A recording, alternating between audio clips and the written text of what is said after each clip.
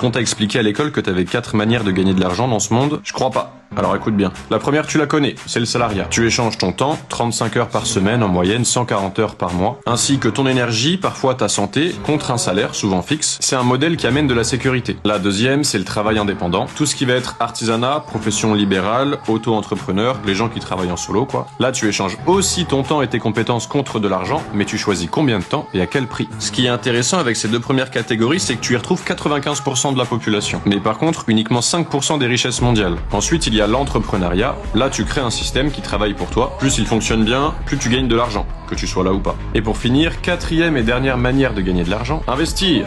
Là, c'est ton argent qui travaille pour toi. Ton actif crée du passif. Et ça va peut-être pas te surprendre, mais c'est dans ces deux dernières manières que tu retrouves 95% des richesses mondiales. Et seulement 5% de la population.